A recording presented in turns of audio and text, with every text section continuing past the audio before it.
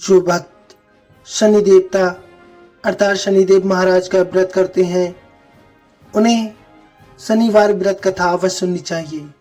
कहा जाता है शनि देवता हमारे कर्म फलदाता हैं, वह हमारे कर्मों का फल अवश्य देते हैं। जिसकी जैसी निष्ठा वैसा ही उसको फल मिलता है। तो आप भी सच्ची निष्ठा के साथ अपने कर्मों को करते जाइए और शनिदेव महाराज की कृपा का आशीर्वाद प्राप्त करते जाइए। भक्तों, वीडियो को लाइक शेयर कर लीजिए। ऐसी ही अच्छी कहानियाँ और व्रत कथा उपाय विधि समस्त जानकारियों के लिए हमारा चैनल सब्सक्राइब भी कर लीजिए। आइए सच्ची निष्ठा के साथ स्मरण करते हैं शनिदेव महाराज की संपूर्ण व्रत कथा। एक समय सभी नवग्रहों सूर्य चंद्र मंगल बुध बृहस्पति शुक्र शनि राहु और केतु में विवाद छिड़ गया कि उनमें से सबसे बड़ा कौन है। सभी आपस में लड़ने झगड़ने लगे और कोई निर्णय न कर पाने पर देवराज इंद्र के पास निर्णय करने के लिए पहुंच गए। इंद्र इससे घबरा गए और इस निर्णय को देने में अपनी असमर्थता जताने लगे। परंतु उन्होंने कहा कि इस धरती पर एक राजा है जो हमारा अवश्य न्याय करेगा। उन्होंने कहा राजा विक्रमादित्य है जो बहुत ही न्यायप्रिय राजा है, वे ही इसका निर्णय कर सकते हैं। सभी ग्रह एक साथ राजा विक्रमादित्य के पास पहुंच गए और अपना विवाद बताने लगे, साथ ही निर्णय के लिए भी कहने लगे। राजा विक्रमादित्य इस समस्या को लेकर बहुत चिंतित हो उठे, क्योंकि वह नहीं जानते थे कि जिस किसी को भी छोटा बताया जाएगा वह कुपित हो उठेगा। तब राजा को एक उपाय सूझा। उन्होंने स्वर्ण रजत कांस्य पीतल सीसा रांगा जस्ता अभ्रक और लोहे के 9 सिंहासन बनवाए और उन्हें इसी क्रम से रख दिया। फिर उन सबसे निवेदन किया कि आप सभी अपने अपने आसन ग्रहण कर लें। जो अंतिम सिंहासन पर बैठेगा वही सबसे छोटा होगा। इस अनुसार लौह का सिंहासन सबसे बाद में होने के कारण शनिदेव सबसे बाद में बैठे, तो वही सबसे छोटे कहलाए। उन्होंने सोचा कि राजा ने ये जानबूझकर कर दिया है। उन्होंने कोपित होकर राजा से कहा, हे राजा, तू मुझे नहीं जानता। सूर्य एक राशि में 1 महीना, चंद्रमा 2.25 महीने, मंगल 1.5 महीना, बृहस्पति 13 महीने, बुध और शुक्र 1-1 महीने विचरण करते हैं। परंतु मैं 2.5 से 7.5 साल तक रहता हूँ। बड़े से बड़ों का मैंने विनाश कर दिया है। श्री राम की 7.5 आने पर उन्हें वनवास हो गया। रावण की आने पर उसकी लंका को बंदरों की सेना ने परास्त कर दिया। अब तुम सावधान रहना। ऐसा कहकर कोपित हुए शनिदेव वहां से चले गए। अन्य देवता खुशी खुशी वहां से चले गए। कुछ समय बाद राजा की 7.5 आई। तब शनिदेव घोड़ों के सौदागर बनकर वहां पर आए। उनके साथ कई बढ़िया घोड़े थे। राजा ने यह समाचार सुन अपने अश्वबल को अच्छे घोड़े खरीदने की आज्ञा दे दी। उसने कई अच्छे घोड़े खरीदे। वह एक सर्वोत्तम घोड़े को राजा की सवारी हेतु दे दिया। राजा ज्यों ही उस घोड़े पर बैठा, वह घोड़ा सरपट वन की ओर भाग गया। भीषण वन में पहुंच गया और वह अंतर्ध्यान हो गया और राजा भूखा प्यासा भटकता रहा। तब एक ग्वाले ने उसे पानी पिलाया। राजा ने प्रसन्न होकर उसे अपनी अंगूठी दे दी। वह अंगूठी देकर राजा नगर को चल दिया और वहां अपना नाम उज्जैन निवासी बीका बताया। वहां एक सेठ की दुकान में उसने जल इत्यादि पिया और कुछ विश्राम भी किया। भाग्यवश उस दिन सेठ की बड़ी बिक्री हुई।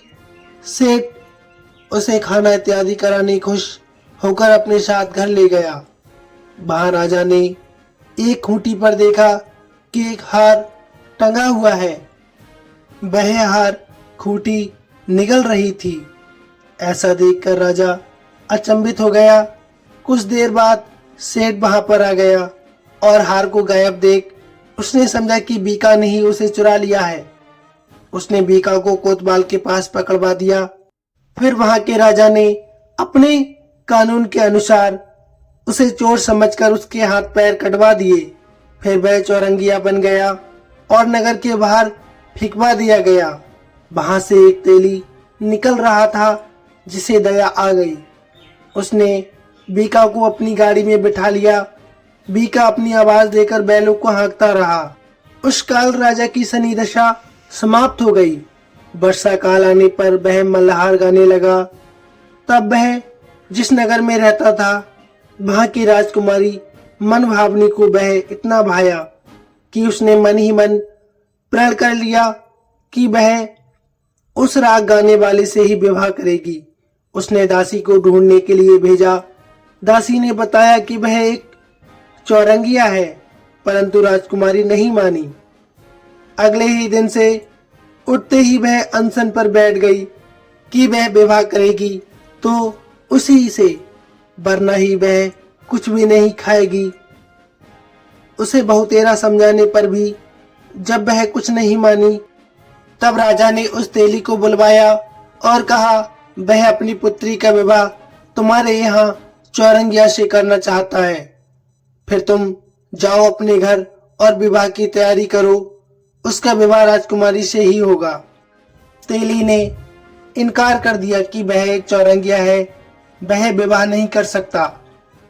फिर राजा ने आज्ञा दी, यदि वह विवाह नहीं करेगा तो उसके हाथ पैर हम कटवा देंगे। डर की वजह से उसने राजकुमारी और चौरंगिया का विवाह करवा दिया।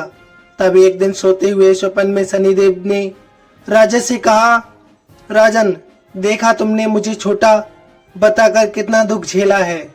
तब राजा ने उनसे क्षमा मांगी और इनसे विनय पूर्वक प्रार्थना की, हे शनिदेव, जैसा दुख आपने मुझे दिया है किसी और को मत देना। शनिदेव मान गए और कहा, जो मेरी कथा और व्रत कहेगा उसे मेरी दशा में कोई दुख ना होगा। जो नित्य मेरा ध्यान करेगा और चींटियों को आटा डालेगा उसके सारे मनोरथ पूर्ण हो जाएंगे। साथ ही राजा को हाथ पैर भी वापस दे दिए। प्रातः आंख खुलने पर राजकुमारी ने देखा तो वह आश्चर्यचकित रह गई। बीका ने उसे बताया कि वह उज्जैन का राजा विक्रमादित्य है। सभी अत्यंत प्रसन्न हो गए। सेठ ने जब सुना तो वह पैरों पर गिरकर क्षमा मांगने लगा। राजा ने कहा कि वह शनिदेव का कोप था जिसके कारण उसकी ये दशा हो गई थी। सेठ ने फिर निवेदन किया कि मुझे शांति तभी मिलेगी जब आप मेरे घर चलकर भोजन करेंगे। सेठ ने अपने घर नाना प्रकार के व्यंजनों से राजा का सत्कार किया। साथ ही सबने देखा कि जो खोटी हार निगल गई थी वह उसे अब उगल रही थी। सेठ ने अनेक मोहरे देकर राजा का धन्यवाद किया और अपनी पुत्री श्री कमरी से विवाह करने के लिए निवेदन किया। राजा ने शहर स्वीकार कर लिया। कुछ समय पश्चात राजा अपनी दोनों रानियों मनभावनी और श्री कमरी को सभी उपहार सहित लेकर उज्जैन नगरी को चल दिए। वहां पर उज्जैन वासियों ने सीमा पर ही उनका स्वागत किया। सारे नगर में दीपमाला हुई। वह सबने खुशी और मंगल गीत गाए। राजा ने घोषणा करवा दी कि मैंने शनिदेव को सबसे छोटा बताया था, जबकि असल में वह सर्वोपरि है। तब से सारे राज्य में शनिदेव की पूजा और कथा नियमित होने लगी।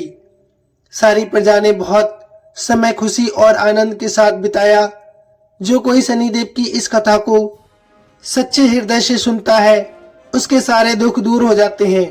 व्रत के दिन इस कथा को अवश्य सुनना चाहिए, जिससे भक्तों का उद्धार हो जाता है और उनके जीवन में चल रही शनि दशा समाप्त हो जाती है। शनि दोष भी नहीं रहता। और शनि साढ़े साथी की तो बात ही मत करो, क्योंकि शनिदेव अपने भक्तों को सदा ही खुशी रखते हैं। तो भक्तों, आपको कहानी वृतांत कैसा लगा प्लीज कमेंट में अवश्य बताइए। साथ ही कमेंट में अवश्य लिखना, जय शनिदेव महाराज, जय शनिदेव महाराज। धन्यवाद भक्तों।